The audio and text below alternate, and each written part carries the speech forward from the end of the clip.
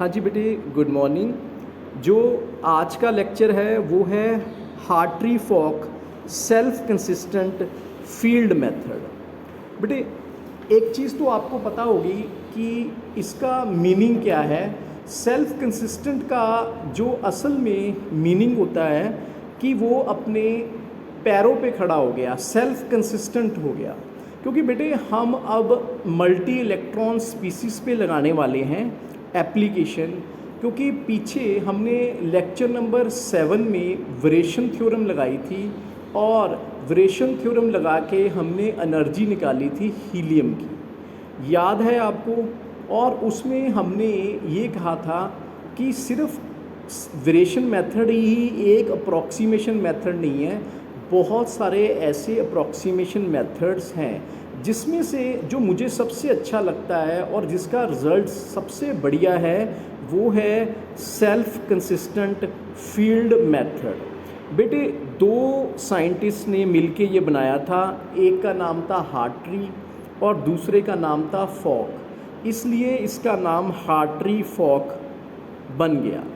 अब आप सबसे पहले इक्वेशन नंबर 73 देखिए। 73 नंबर इक्वेशन आपको कंसीडर कर रही है wave function in terms of 1, 2, 3 up to n। बेटे, एक चीज़ मैं आपको अभी क्लैरिफाई कर देता हूँ। अब हम जैसे हम बात करते हैं ना कि हमारे पास एमओ थ्योरी है, मॉलिक्यूलर ऑर्बिटल थ्योरी है। फॉर एग्जांपल हम एमओ थ्योरी बच्चों को करवाते हैं बेंजीन की, इथीन की या साइक्लोहेक्सीन की, तो उसमें सेक्युलर डिटर्मिनेंट्स बनते हैं। पहली बात तो क्लियर है कि ये एक इलेक्ट्रॉन स्पीसीज़ नहीं है हाइड्रोजन की तरह या हीलियम प्लस की तरह या लिथियम 2 प्लस की तरह, ये एक मल्टी इलेक्ट्रॉन स्पीसीज़ है। तो बेटे, इसमें ऐसा होता है कि हर एक electron naturally electrons revolves around the nucleus, and not only it revolves, it will oscillate about its axis। इस वजह से इसमें एक कूलम्बिक इंटरेक्शन क्रिएट हो जाती है एक इलेक्ट्रॉन की, कूलम वेल बन जाता है और उसकी एक एनर्जी आ जाती है। इसीलिए सेल्फ कंसिस्टेंट का हिंदी में मतलब है स्वनिर्भर, जो अपने पे, जो दूसरों पे डिपेंडेंट नहीं है, जो अपनों पे डिपेंडेंट है। इसका मीनिंग भी यही है कि जब एक इलेक्ट्रॉन अपना कूलम वेल क्रिएट कर लेता है तो उसमें जो पोटेंशियल आता है जो उसके कूलम वेल का, वो phi 1 आता है। अगर आप इक्वेशन 73 देखें राइट हैंड साइड, तो phi 1 का असल में जो मीनिंग ये है, और phi 2 का सेकंड इलेक्ट्रॉन है, phi 3 का तीसरा बिटे इलेक्ट्रॉन है, अप टू phi n। क्योंकि स्पीसीज़ आपकी मर्जी है, अगर आप बेंजीन वगैरह या साइक्लोहेक्सीन ले रहे हैं या साइक्लोहेक्सीन ले रहे हो तो naturally 6 number of carbon atoms हैं। अब एक चीज़ आपको मैं अभी बता देता हूँ, जैसे आपने वेरिएशन थ्योरम में एक चीज़ पढ़ी थी कि जो डिनोमिनेटर है वो हमारा हमेशा बेटे नॉर्मलाइज्ड होना चाहिए, राइट, नॉर्मलाइज्ड होना चाहिए। डिनोमिनेटर है साई नॉट वेव फंक्शन, पर इसमें एक चीज़ उल्टी है उससे। इसमें जो एक पोटेंशियल वेल है, एक इलेक्ट्रॉन का जो वेव फंक्शन है वो दूसरे के क्या होना चाहिए, ऑर्थोगोनल होना चाहिए। मतलब अगर बेटे, अगर मैं उसका इंटेग्रल लेता हूँ -इन्फिनिटी से +इन्फिनिटी, उसकी वैल्यू 0 आनी चाहिए। इसका सरासर मतलब ये रहता है कि जैसे हम कहते हैं कि ये मेरा मोहल्ला है, इसमें एक जना दूसरा, जैसे हम डॉग्स के बारे में देखते हैं कि उनके अपने एरियाज़ डिवाइड किए जाते हैं, उसी तरह बेटे इलेक्ट्रॉन जब कूलम्बिक अट्रैक्शन में आता है तो उसका एक अपना फील्ड बन जाता है और उससे जो phi 1 जनरेट होता है, जिसको आप फेस पोटेंशियल भी बोल सकते हैं, कूलम पोटेंशियल भी बोल सकते हैं, वो दूसरे के अफेक्ट नहीं डालता। सो दस phi1 means that electron 1 occupies atomic orbitals phi1. Hartree proposed the self-consistent method according to which each electron is assumed to move in a spherical symmetrical potential due to the nucleus and the average potential of all the electrons except the one under consideration.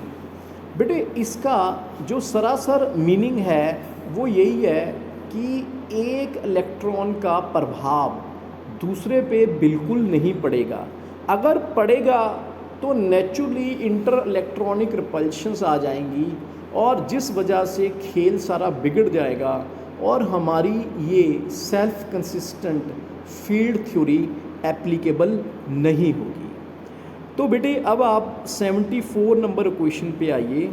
इसमें V1 लिखा है first electron का और आपको बताया है कि ये एक तरह से कूलम्बिक पोटेंशियल है प्लस समेशन है, क्योंकि नेचुरली एक इलेक्ट्रॉन ऊपर भी जा सकता है, क्योंकि जब आगे जाके स्लेटेड डिटर्मिनेंट्स इसमें से ये रास्ता एमओ थ्योरी की तरफ हमें लेके जाएगा और जिसमें हमें हाईएस्ट ऑक्यूपाइड मॉलिक्यूलर ऑर्बिटल्स होंगे और लोएस्ट अनऑक्यूपाइड मॉलिक्यूलर ऑर्बिटल्स होंगे।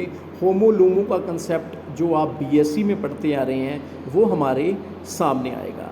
तो इक्वेशन नंबर 74 में इन्होंने ये कंसिडरेशन कर दी है और अब आपको इक्वेशन नंबर 73 की डिस्कशन में जैसे कि इसमें बताया गया है कि एक का प्रभाव, एक का कूलम पोटेंशियल का प्रभाव दूसरे पे नहीं पड़ेगा, तो हम 75 इक्वेशन बहुत आराम से लिख सकते हैं।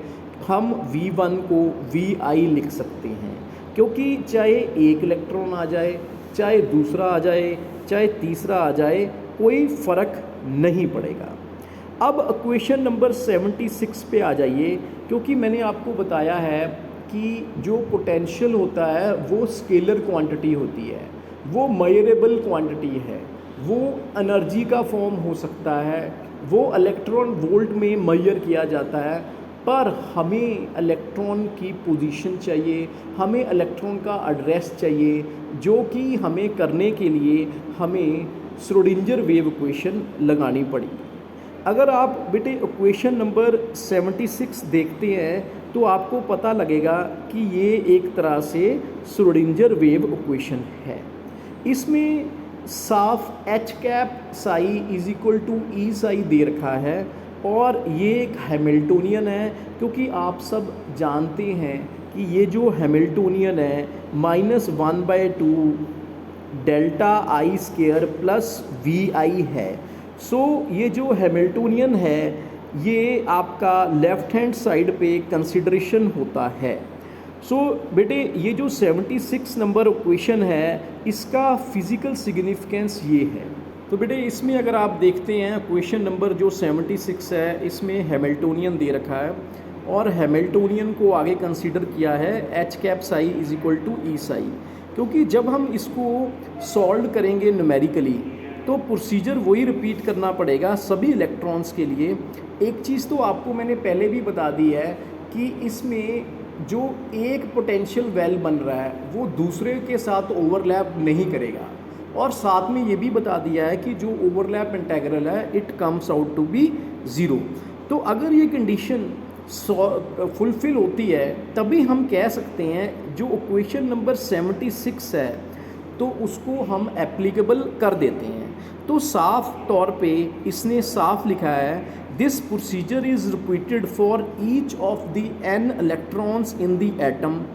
In general the process of iteration is continued until the assumed set of phi n and the calculated set are identical। बेटे इसके बीच में बहुत बड़ा रहस्य छुपा हुआ है, क्योंकि हम लोग डिटर्मिनेंट्स की तरफ जाएंगे और डिटर्मिनेंट्स जाके आगे जाके इसको सॉल्व करेंगे और आपको पता है कि ये जो सेकुलर डिटर्मिनेंट्स होते हैं इनको हम इक्वल टू ज़ीरो लगाते हैं और डिटर्मिनेंट सॉल्व करके हम रिड्यूसिबल रिप्रेजेंटेशन सॉल्व करते हैं और उनके जो रूट्स आते हैं वही रूट हमारे एनर्जी वैल्यूज़ बनते हैं, एंटी बॉन्डिंग, बॉन्डिंग और नॉन बॉन्डिंग।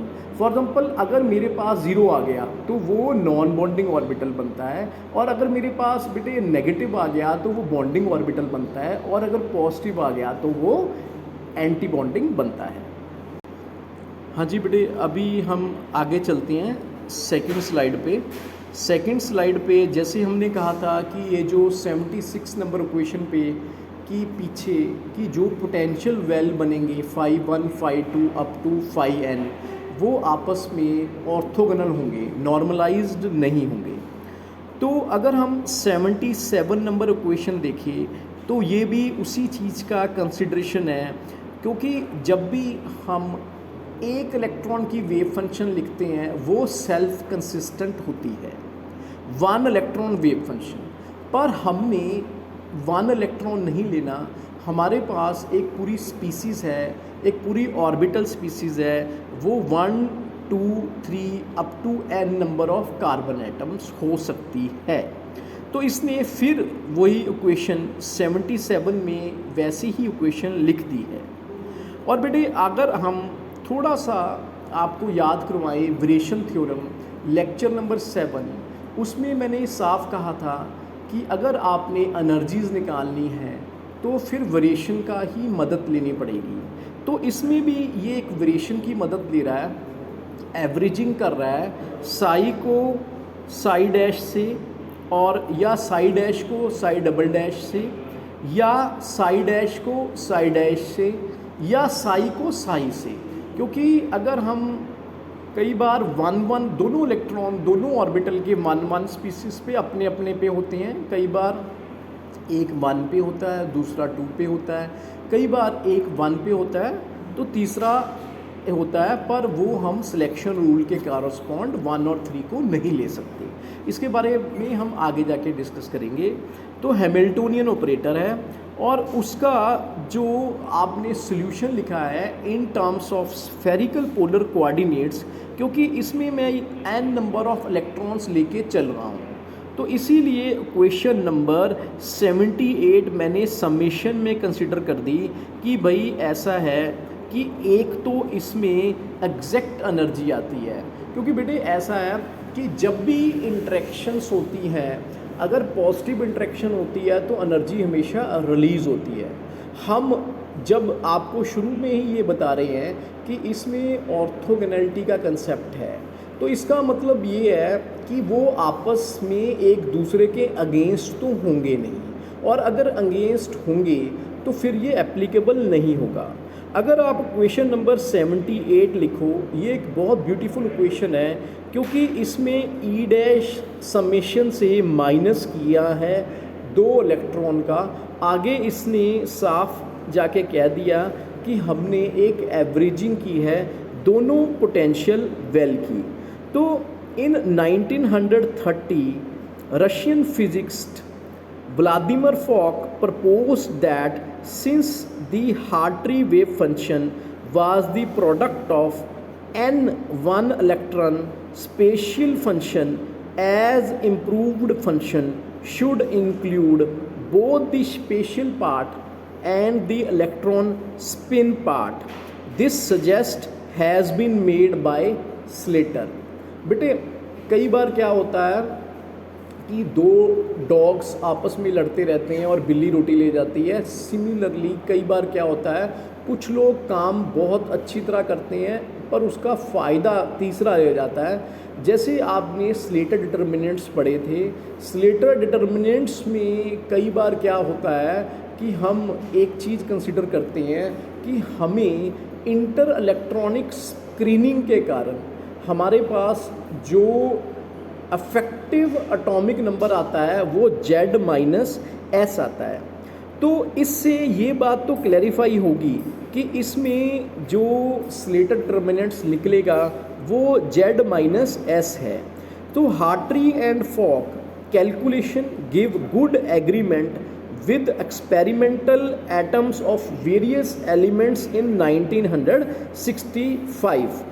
बेटे 35 ईयर्स के बाद इन्होंने केमिकल्स पे लगानी शुरू की। और अगर आप क्वेश्चन नंबर 79 देखते हैं, यो मैं आपको शुरू से ही समझा रहा हूँ कि ये एक आगे जाके कंसेप्ट कोरिलेशन एनर्जी का आ गया कि एक तो आपकी एग्जैक्ट एनर्जी है, सेकंड आपकी हार्ट्री फॉक वाली एनर्जी है जो कूलम्बिक पोटेंशियल से क्रिएट हुई है, और अगर आप इसको डिफरेंस करते हो, माइनस करते हो, तो आपके पास कोरिलेशन एनर्जी आती है।